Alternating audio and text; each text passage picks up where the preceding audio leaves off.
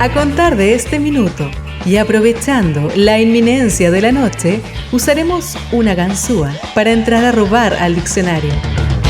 Ya no hay tiempo de lamentos, ya no hay más. Radio Watch de la Universidad Austral de Chile presenta Trepidante. Ya no hay más. El arte, los poetas y la poesía del sur. Trepidante. Con ustedes, Cristina Gallardo.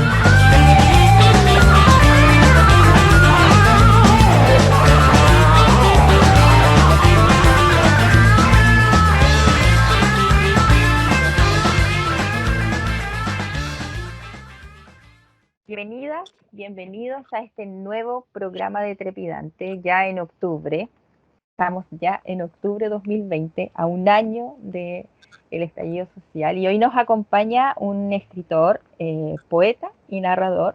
Él es Persus Nivaez, que al igual que nuestro invitado anterior, nació el año 1977, esta vez en Puerto Montt. Un año álgido para este país y curioso porque este año también es muy álgido para este país. La última vez que estuvimos conversando con él, sufrimos de todo en el programa. Yo tenía un ataque de tos terrible, hablamos harto de su poesía. Y hoy queremos hablar también de toda la narrativa que ha ido produciendo. Bienvenido, Persus, y gracias por esta invitación, por aceptar esta invitación. Hola Cristina, muchas gracias. Saludos a todos del programa acá desde Talca. ¿Verdad? Estás en Talca ahora, sí, recuerdo que te fuiste el año pasado, ¿no? O antepasado. Sí, ya hace 3 años, el tiempo pasa súper rápido. Sí, Sí, ya voy po. para el cuarto. Trabajando en Talca.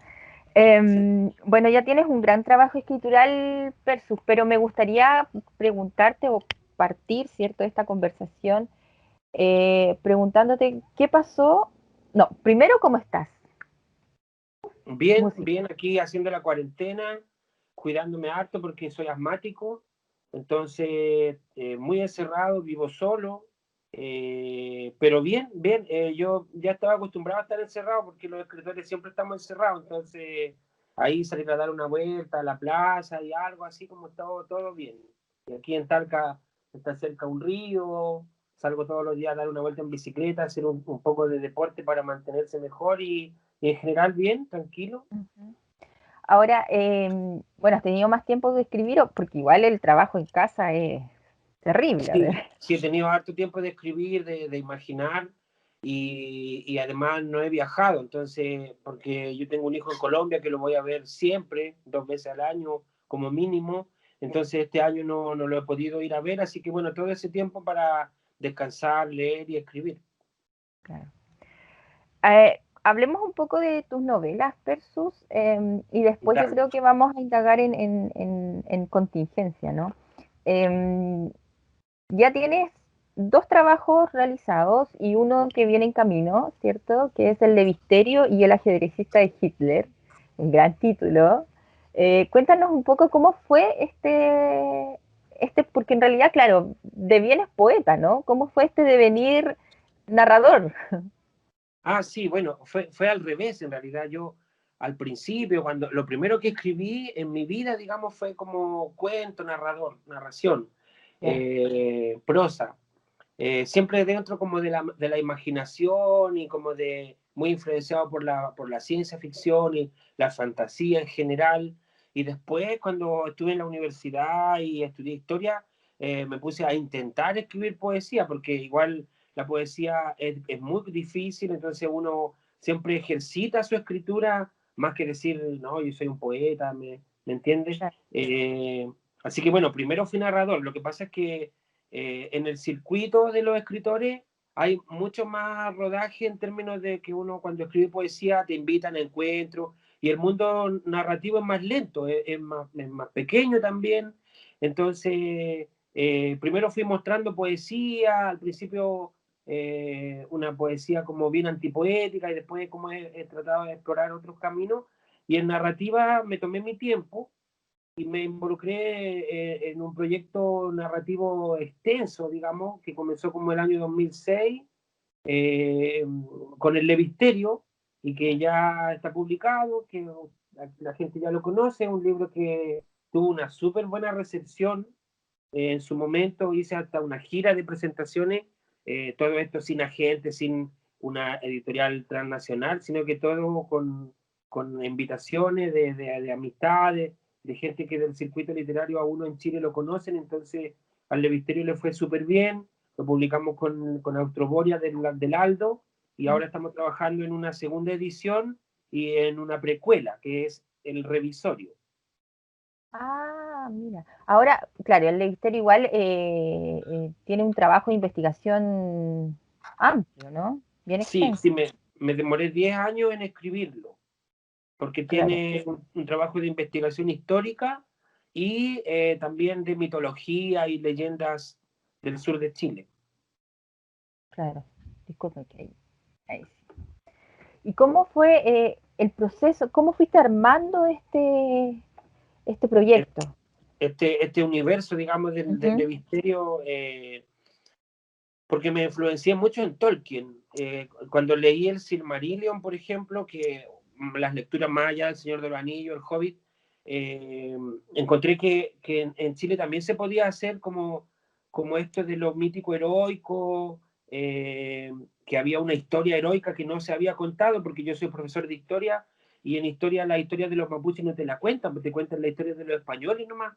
Entonces todo Claro, como la heroicidad y el tema de la destrucción de Osorno y de las 7 ciudades, que han sido mi tesis de historia, da como para novelarlo. Entonces yo pensé que había que crear un mundo en el cual esté todo reunido, los seres mitológicos, la bauda, los brujos y los mapuches y los conquistadores españoles, todos en un mismo universo, digamos, porque sí, son como tradiciones separadas, pero yo creo que no, yo creo que es parte de todo nuestro imaginario del sur.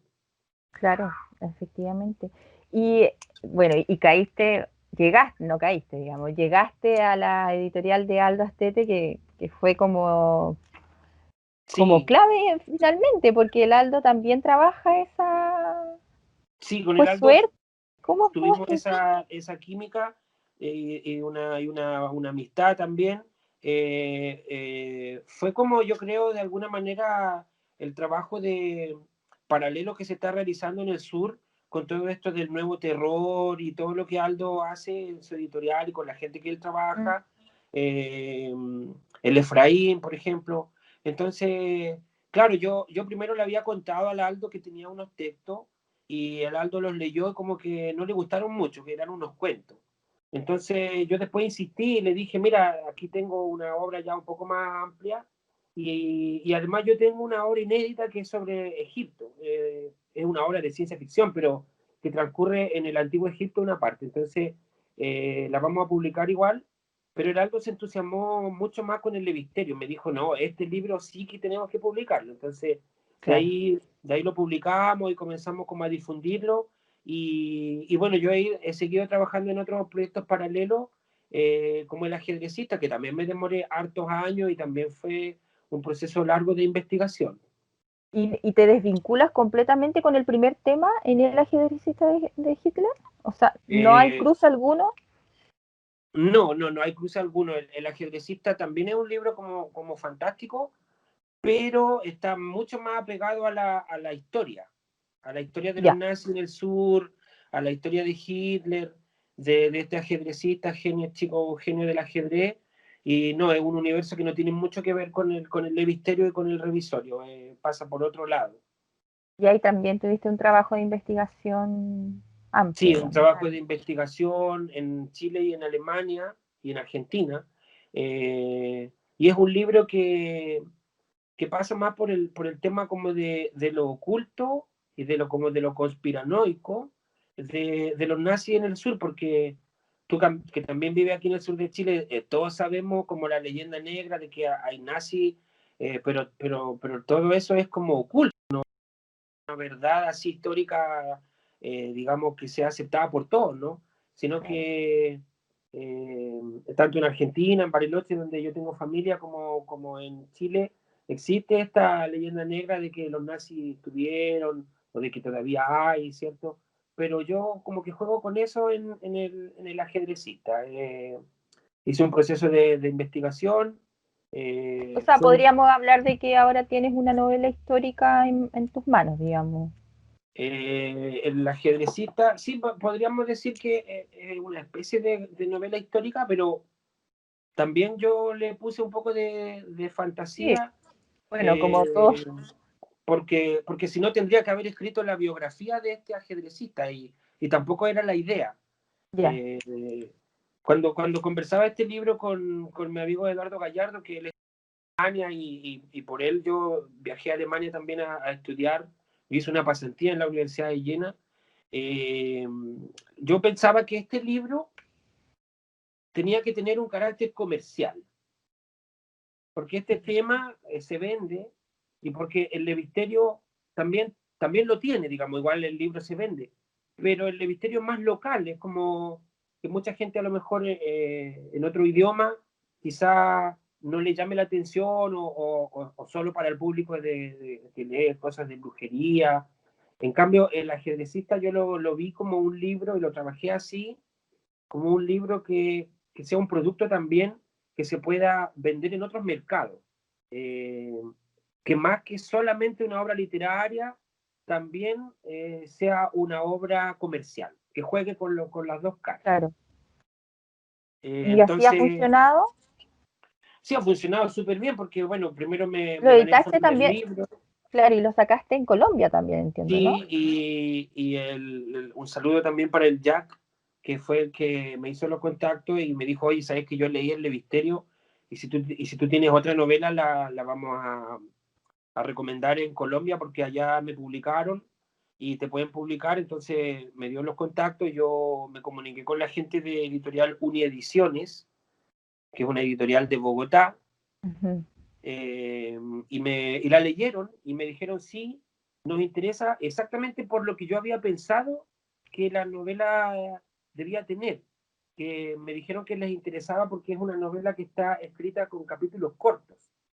Entonces, yo cuando la imaginé, yo sabía que los capítulos debían ser breves, porque así también funciona la literatura más comercial. Obviamente Claro, que uno con otra literatura, por ejemplo, con mi tesis de historia, uno se puede como profundizar y escribir 300 páginas en un estudio, pero la literatura que tiene un carácter comercial y que no necesariamente le quita su valor literario, es como más digerible para el digerible, lector, claro, claro. Entonces, en ese más fácil de sentido, leer. la evaluación que ellos hicieron del ajedrecista fue esa. Me dijeron, sí, la publicamos porque es una novela que está escrita con capítulos cortos y ese tipo de novela a nosotros nos interesa. Claro. Entonces comenzamos un proceso de corrección. eh, la corrección, digamos, es un tema dentro de los escritores porque este libro, ya aparte de una primera corrección que hizo la escritora Maciel Zagal de acá de Talca, fue como la primera corrección. Después, con la diagramadora de la editorial en línea trabajamos y se hicieron 7 correcciones más. Y aparte de eso, bueno, tú cuando lees, siempre dices, ay, esto también podría haberlo corregido. O sea, un texto lo Pero termino de corregir después. claro, pero estas correcciones no son de estilo, son correcciones de qué índole. No correcciones de redacción o de tipo Ya. ortográfica, casi no, de estilo muy poco. La Maciel me dijo en un par de partes de la novela, mira, esto no, esto sí, o esto no lo repita y bien. Pero yo tengo como esa facilidad un poco de que primero la pienso y después cuando la voy a escribir, ya después lo corrijo menos en términos de estilo o estructural, porque ya más o menos tengo como la idea en la cabeza y la escribo, entonces después se corrige la ortografía, la redacción, Mm. y en ese sentido eso es una cosa que uno nunca termina de corregir, porque siempre hay detalles en un texto. Ahora, me gustaría preguntarte una intimidad en términos de editoriales. ¿Cómo funcionan las editoriales en otro lugar de Sudamérica? ¿Son similares a cómo funcionan acá en Bueno, términos de podríamos, económicos para el autor y la editorial, no? claro, podríamos dividir como la editorial en tres categorías, como las transnacionales. Dentro de eso, por ejemplo, Planeta, donde Claro. también voy a presentar el ajedrecista de Hitler, porque como te digo, es un proyecto en el cual yo quiero como disparar para todas partes nomás, traducirlo al inglés y a otros idiomas. Entonces, en ese sentido, uno tiene que invertir también, pero con el ajedrecista no hay problema porque me gané el fondo del libro, entonces el libro ya me dio plata, digamos. Si invierto Claro. es plata del propio libro nomás. Entonces hay una categoría, digamos, como de ese nivel de editoriales que es más grande y que te pagan un porcentaje de tus ventas, que creo que como el 10% o un poco menos. Están estas editoriales como nacionales y grandes, como podríamos decir Uniediciones, que es una editorial que tiene una presencia en Bogotá, tienen una librería y publican harto. Y después tenemos editoriales como pymes, digamos, más pequeñas, como Austroboria, por ejemplo, que es una editorial que siempre está creciendo, pero que obviamente tiene un territorio que cubre, que es el sur de Chile, y no va a poner un libro a la venta en el extranjero, por ejemplo, en las librerías, sino que hay proyectos de publicar y de sacar Ah, libros al extranjero, pero siempre dentro de las redes que la editorial tiene. Entonces, claro, como una eh, lectura de nicho, ¿no? O escritura de nicho. claro, uno como escritor puede estar toda su vida publicando en editoriales pequeñas, lo que yo encuentro que está súper bien, pero también pueden haber un par de obras tuyas que pasen a una editorial un poco más grande, con una mayor distribución. Y claro, en Bogotá el libro, me dieron 50 libros, se publicaron 500 libros, y de esos 500 libros, los 450 que quedaron para ellos, me dan el 10% de las ventas. Ya, o sea, están funcionando prácticamente igual como podría Como funcionar en toda Planeta o editorial. Random, digamos, claro. Sí, sí. Ahora, otro tema es Amazon, que también se vende. Sí, Siempre estoy justamente vendiendo libros. te iba a preguntar eso, porque la última vez lo conversamos también, ¿no? Ya tenías, me parece que el Levisterio lo tenías en Amazon. Sí, tengo varios. Tengo la novela de los egipcios que está inédita en papel, pero también está ahí en línea. Tengo unos libros de cuentos, unos libros de poesía, y el que más se vende siempre es el Levisterio. Y el ajedrecista también estoy trabajando ahí para subirlo, pero siempre se está vendiendo. Mm.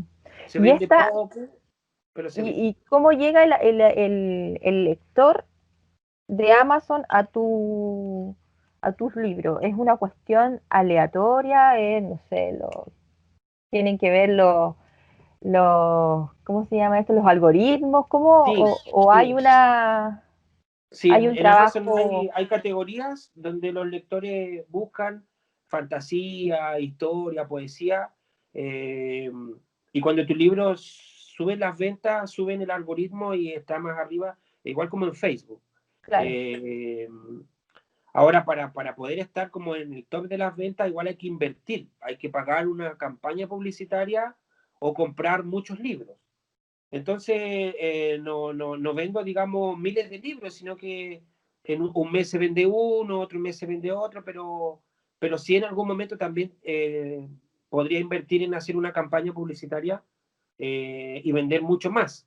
Mm, Eh, entonces, el lector, si te compra el libro en ebook, él descarga el texto en su reproductor, digamos, en un computador, en una tablet, y si te compras el libro en papel, los de Amazon lo tienen en una base de datos y en todas las distribuidoras hay impresora.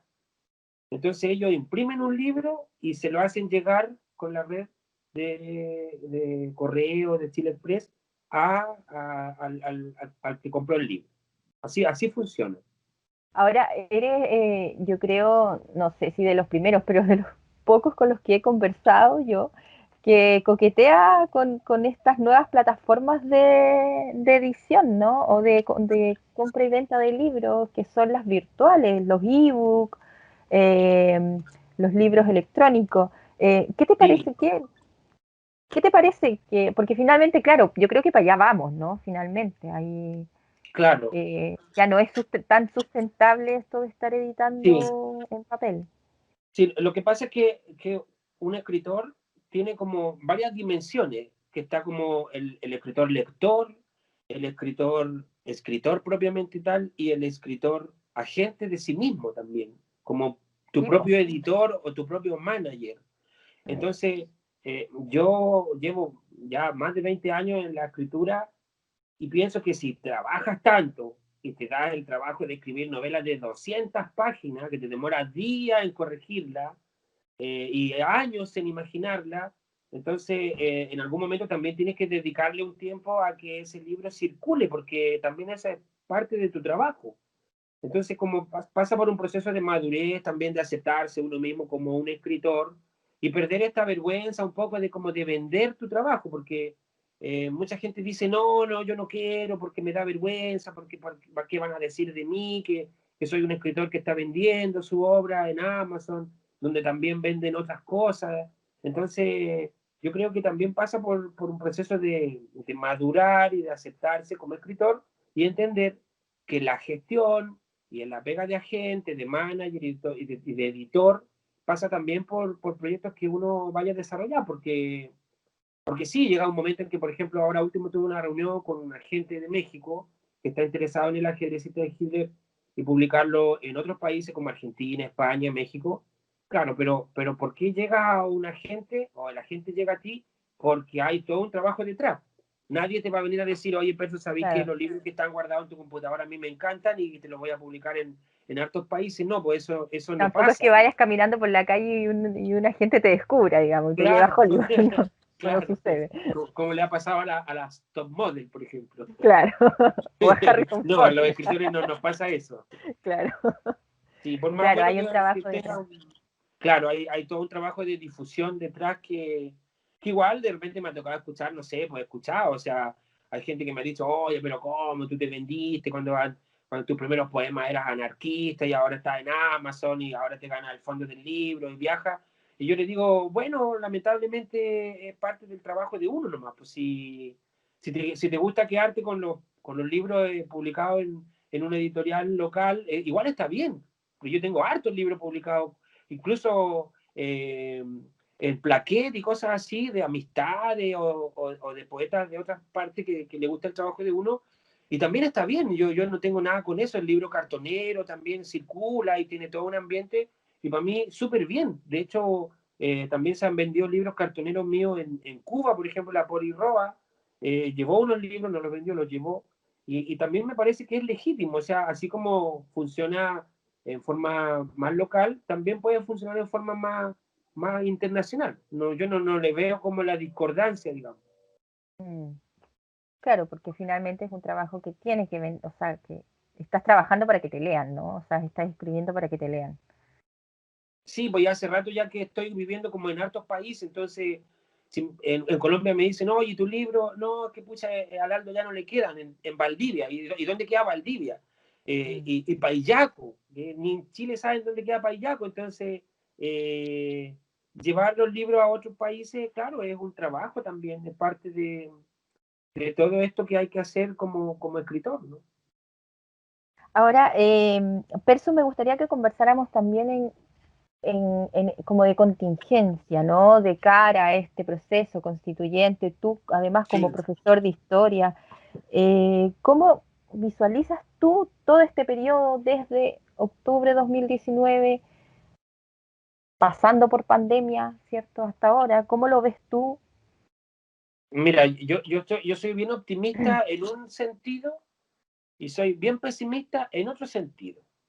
Soy optimista en el sentido de que me alegro, y lo he visto en mis clases, porque me toca hacer un curso de feminismo eh, y de cultura latinoamericana, que los alumnos están como súper conscientes de que todo lo que se planteó en el 18 de octubre son demandas legítimas. Y Mm, entre ellos, una que es muy transversal y muy profunda y que va más allá de una revuelta. Por eso yo digo ese que en realidad no es solo una revuelta, sino que también es una revolución, pero en otro sentido, el tema de las tesis, por ejemplo, eso es súper fuerte, es heavy, porque todos los hombres, aquí nadie va a venir a decir que son Jean-Paul Sartre, somos un poco machistas. Eso te lo reconozco y soy honesto y te lo reconocemos todos. O sea, el que diga que no, está mintiendo.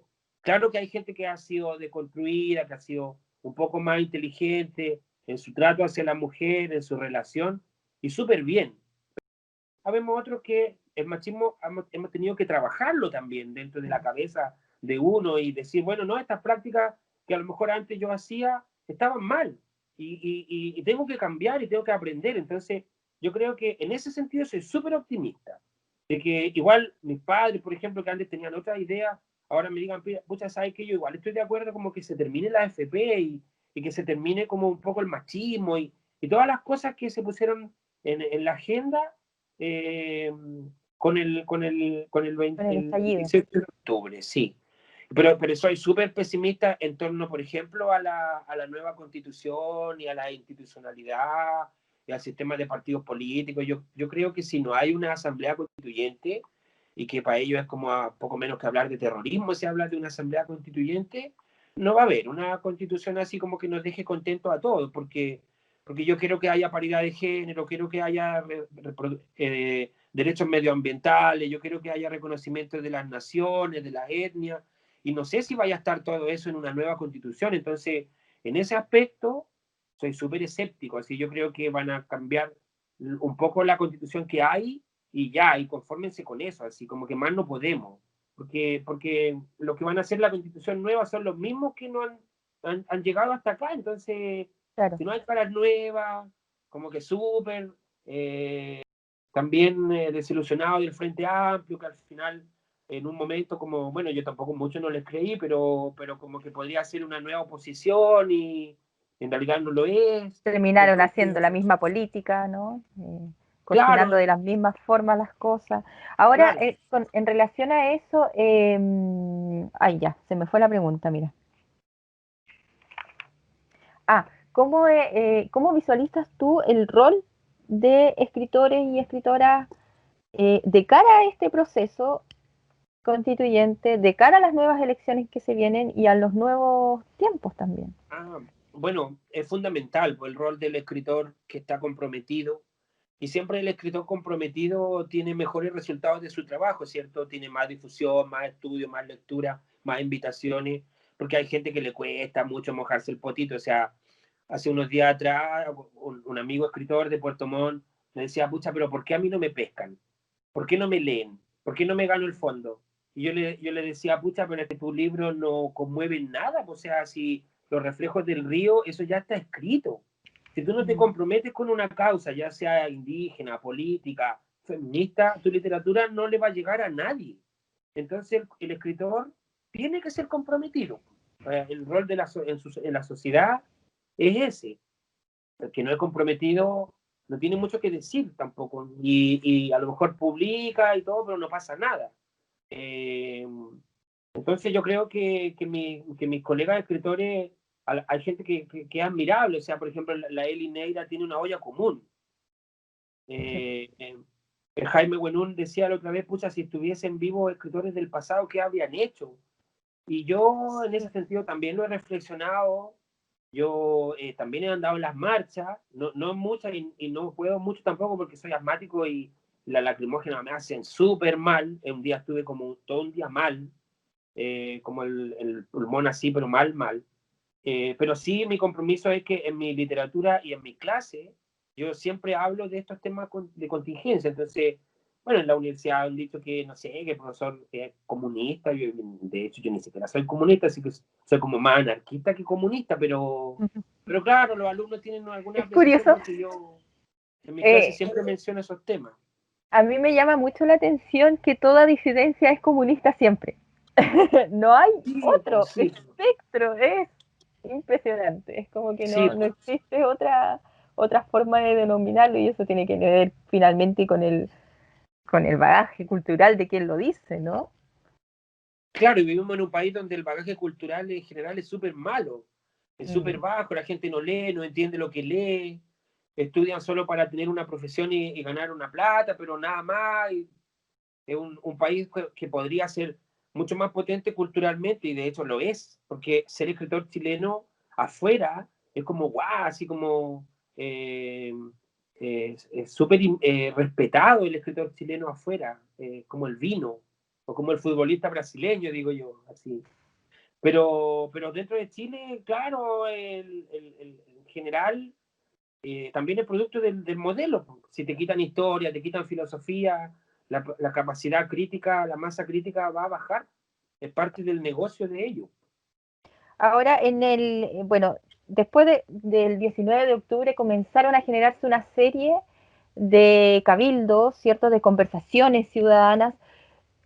Y bueno, también se generó el Cabildo del Libro. En muchos lugares acá, incluso me parece que fui parte de la organización de U, y en todos ellos se conversaba de qué se tiene que hacer, aparte de exigir, ¿cierto?, la baja del impuesto al libro, cómo podemos empezar a generar comunidad a través del libro, para que no Claro, sea, ¿cierto?, esta cuestión mercantilista siempre, ¿no? claro. Lo que pasa es que la dictadura cortó todos los circuitos de sociabilidad que habían. El sindicalismo, el gremialismo, todo eso lo cortó la dictadura. Entonces hay que retejer el tejido social. A ti que te gusta tejer, tú sabes. Eh, y en ese sentido, claro, los escritores han hecho cosas importantes en Valparaíso, por ejemplo, lo que hace la Gladys, por ejemplo, su Claro. feria, en Valdivia también, en Osorno. Sí, hay como un retejido social, eh, pero también faltan políticas, faltan decisiones, digamos, reales de que el libro sea un producto que pueda servir como una industria, por ejemplo, porque aquí hay fomento de la industria, pero no hay fomento a la lectura. El libro es súper caro en Chile, Sí, pues carísimo. tiene un impuesto que es horrible. Entonces, si hubiese realmente una política del fomento a la lectura, partiríamos por ahí y partiríamos por subvencionar de forma real eh, la circulación del libro. Ahora, con respecto a los fondos de cultura, los fondos del libro, esta cosa como de que todos entran a esta juguera, ¿no? Y finalmente, se- no sé si será tan azaroso los resultados, pero de una u otra manera te hacen competir con tus pares. Ahora, ¿cómo podríamos, cómo se podría cambiar esto? Cambiar esta nueva forma esta forma que tiene el gobierno, ¿cierto?, de entender cultura en donde gana el mejor postor, finalmente. Claro, gana el que hace el mejor proyecto, no el que hace el mejor libro. Claro, Yo me tuve que volver un ejecutivo de los proyectos. Y gracias a eso también pagué mi estudio, beca CONICET y todas las becas, cuando habían, porque este año las quitaron. Entonces, te tienes que volver, además, mira, fíjate todo lo que uno tiene que hacer para poder ser escritor. Aparte de ser escritor y de imaginarte libros que puedan ser ridículos, que puedan ser geniales, tienes que volverte también un proyectista. Tienes que claro. comprender que un objetivo específico, un objetivo general, que una fundamentación, que un Un impacto, lenguaje tecnócrata, ¿no? lenguaje Finalmente. tecnócrata, y dominar esa área para poder ganarte un proyecto. Entonces, eh, me ha tocado ser evaluador del Fondar y del Fondo del Libro varias veces, y yo creo que lo que tiene que cambiar es que en realidad el escritor no se le obligue a ser un tecnócrata, sino que la institucionalidad te entregue como eso ya listo, y que en realidad se evalúe el contenido del libro más que el proyecto. Porque a lo mejor un Mm, tipo puede hacer un proyecto súper bien hecho y el libro no es tan bueno, pero sí se publica o sí gana un fondo. En cambio, de otro escritor que tiene un súper buen libro, pero que no puede o no sabe hacer el proyecto, entonces va a ganar el tecnócrata y no el buen escritor.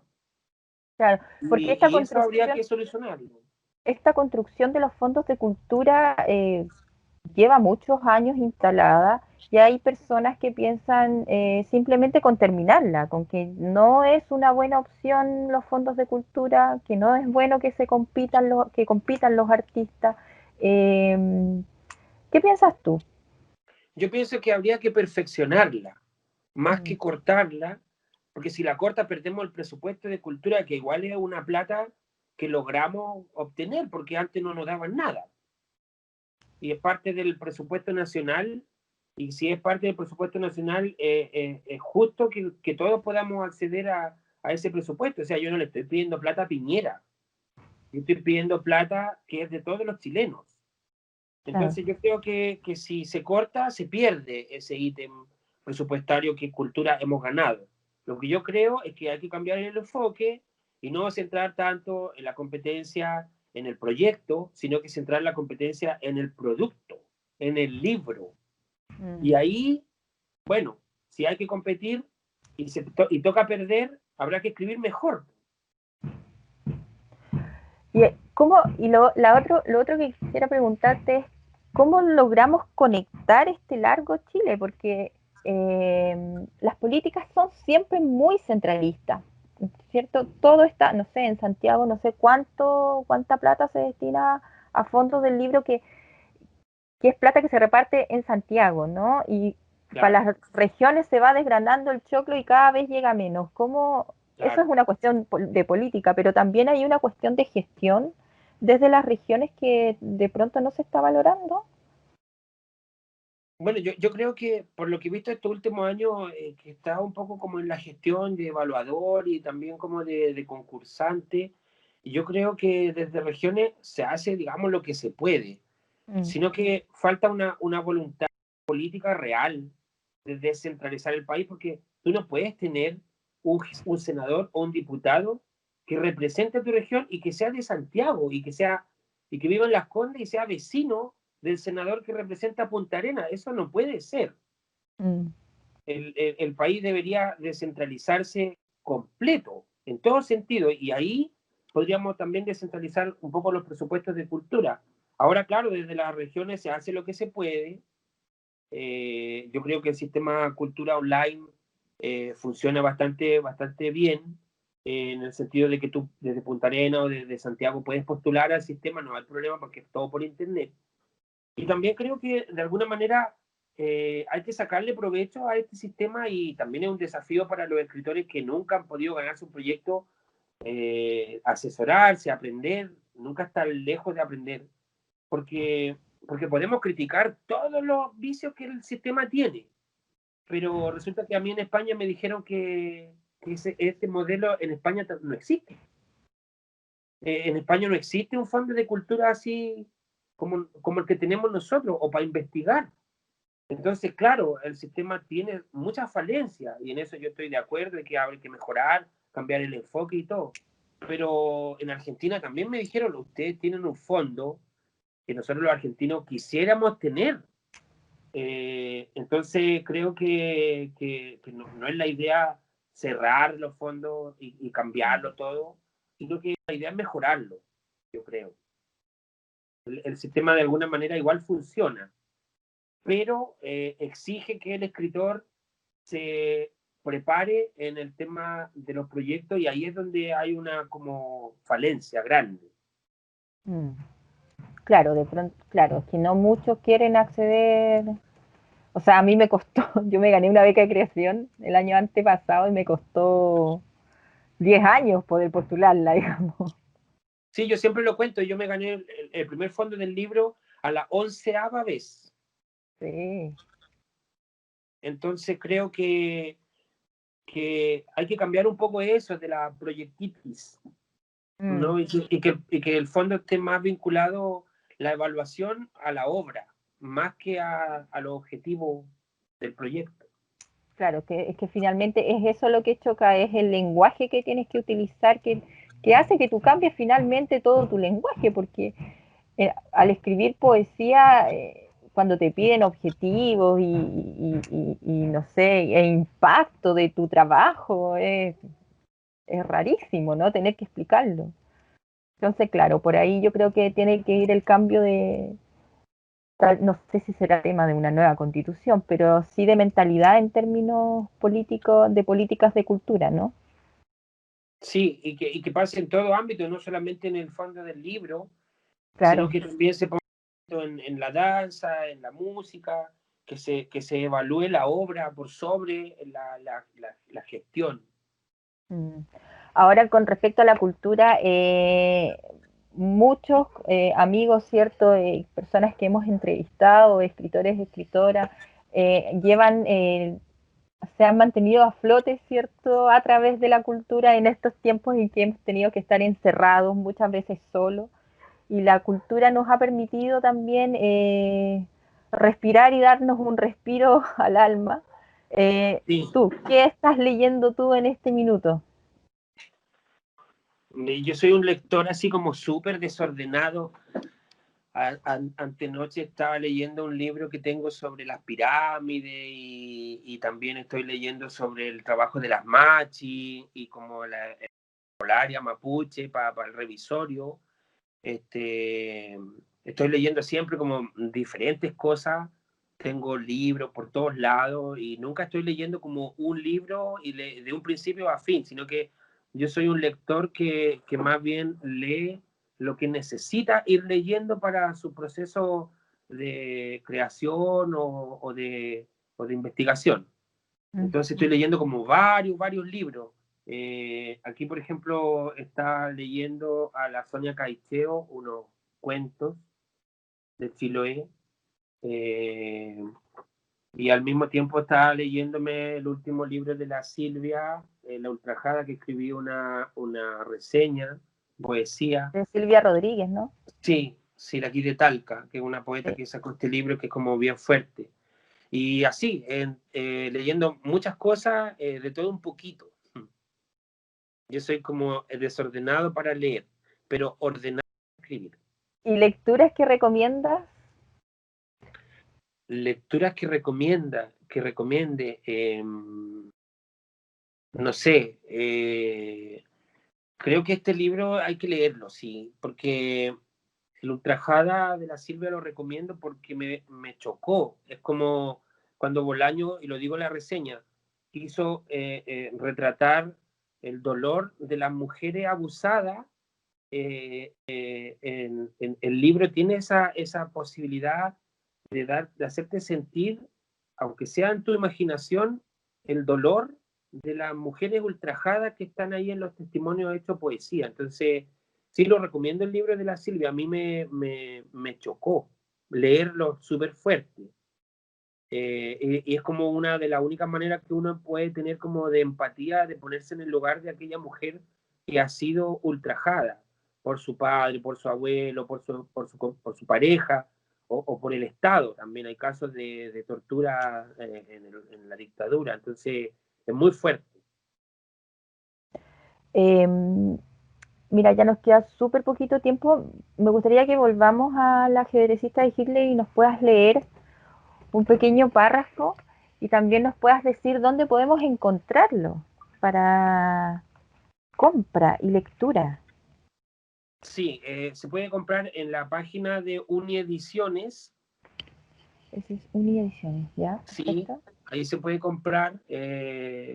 Y también, a mí también me lo pueden comprar, me quedan muy poquito, pero se puede hacer una excepción. Voy a leer el capítulo 18, se llama Investigación cancelada. Fritz Todt tomó el avión en Berlín con destino a Prusia Oriental. Luego de la última conversación con el ministro de Economía del Reich, Lamar Sachs, quería discutir en persona con el Führer el plan Barbarroja para continuar la invasión a Rusia y la Unión Soviética. Hacía un par de semanas que acordó una reunión con Hitler para discutir la continuación de la invasión al este. Como todos los proyectos anteriores, dedicó día y noche a trabajar en la planificación de cálculos de los suministros necesarios. Tenía un equipo de colaboradores de la organización Todt, que llevaba su apellido y que se había levantado luego de haber construido las famosas y eficientes autobahn en todo el territorio alemán. Una enorme red de carretera de 3 pistas por lado que conectaba todo el país y había dado empleo a legiones de trabajadores que además, en su mayoría, concordaban con los principios del nacionalsocialismo y habían ayudado a levantar la economía alemana. Había estudiado ingeniería industrial en la Universidad de Múnich y era considerado un héroe de la Primera Guerra Mundial, donde incluso sobrevivió al ser derribado en un combate aéreo, del que oportunamente alcanzó a saltar al vacío en paracaídas antes que su avión estalle. En el Partido Nacional Socialista comenzó desde abajo y rápidamente fue escalando hasta llegar a codearse con la cúpula política. el mismísimo Hitler lo nombró ministro de suministros en la época de inicio de la nueva Gran Guerra en junio del año 1941. Rápidamente calculó lo necesario para la campaña, la que estaba llamada a ser la más grande empresa militar terrestre desde tiempos de Alejandro Magno.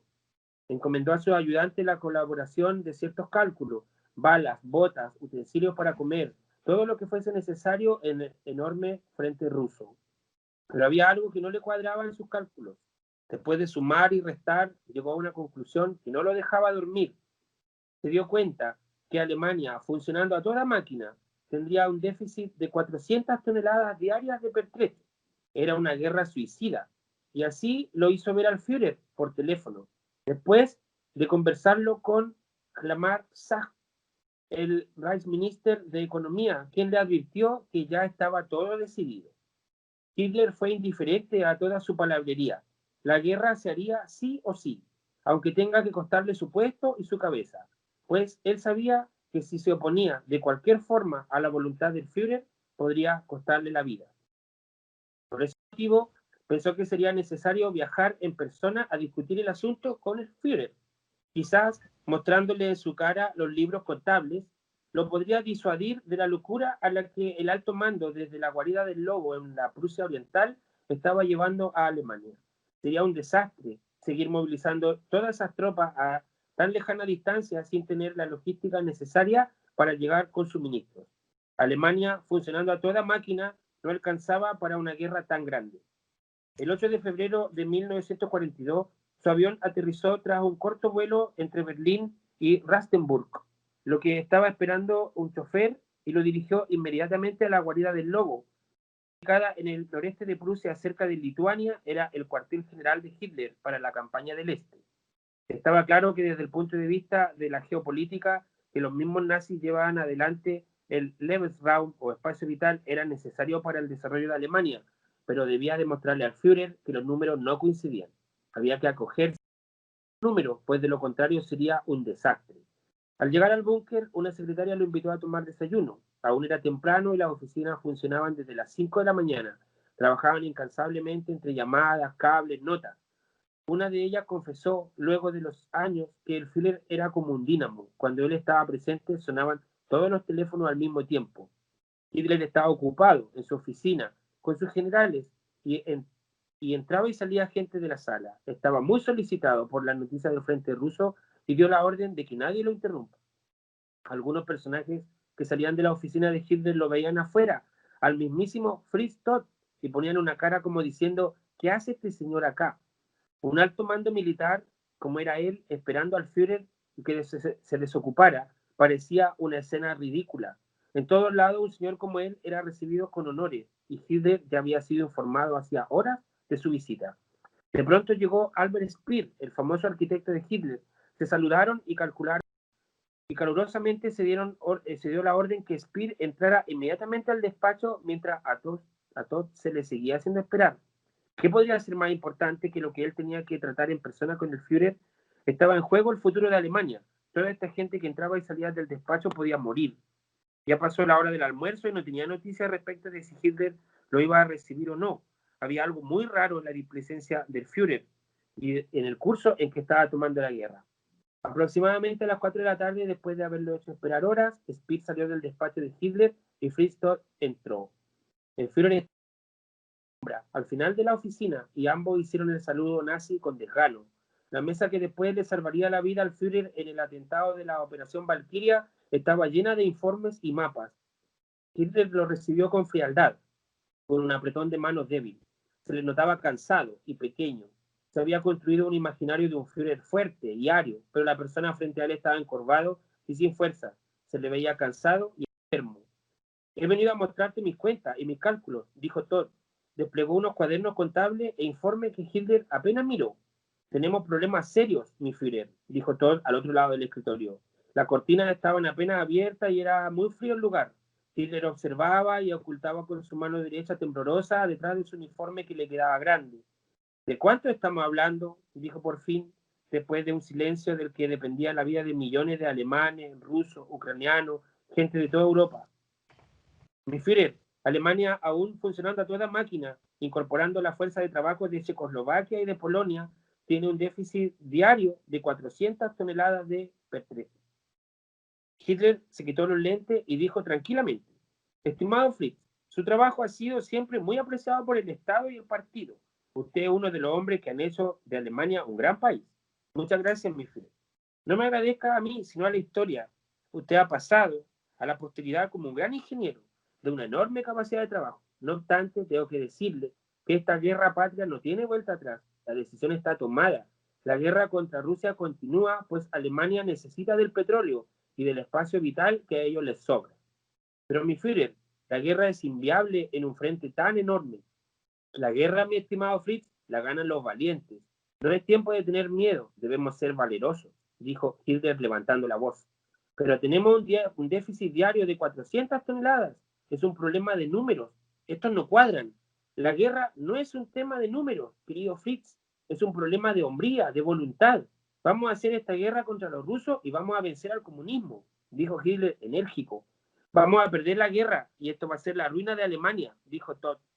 Nos vamos a perder la guerra, tonto, dijo Hitler, y se escuchó afuera de la sala la discusión. Estaban la secretaria y Albert Speer oyendo detrás de la puerta. Y no vuelva a decir nunca más eso, estimado Fritz, o lo acuso de sedición. Está claro, usted se vuelve ahora mismo a Berlín y haga nuevamente esos cálculos correctamente hasta que los números le cuadren. Ya quisieran muchos tener su lugar y hacer cuadrar esos números en nombre de Alemania.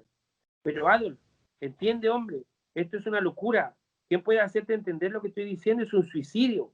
Si llegamos allá, no tenemos cómo alimentar a las tropas, no tenemos carreteras ni suministros, nos va a faltar balas, hombres, fusiles. Nuestros hombres se van a morir de frío. No estamos preparados para un invierno ruso de menos 30 grados. Es la muerte.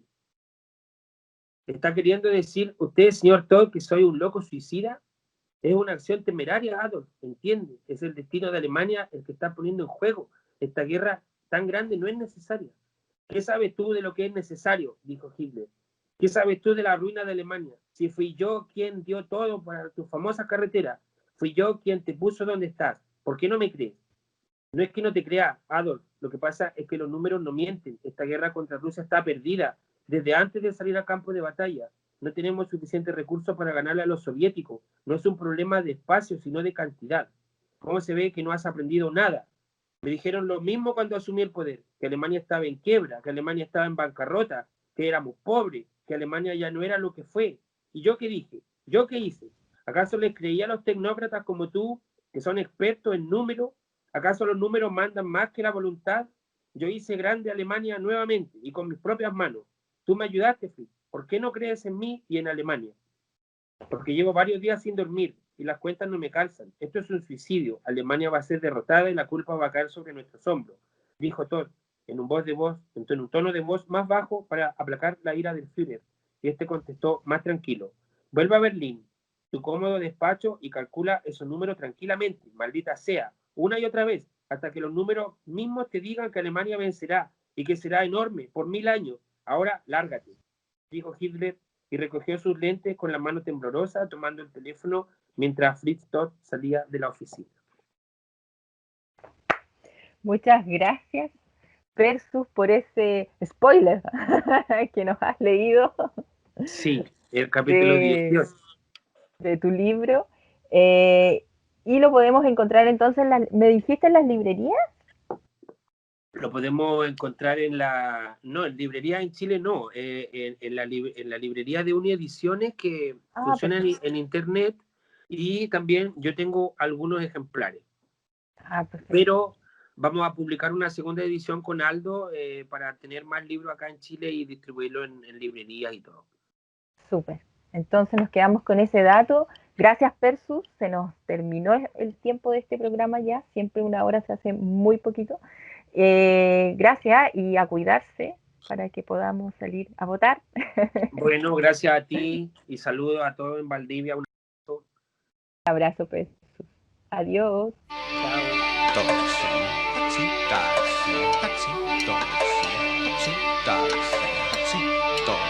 Es todo por hoy.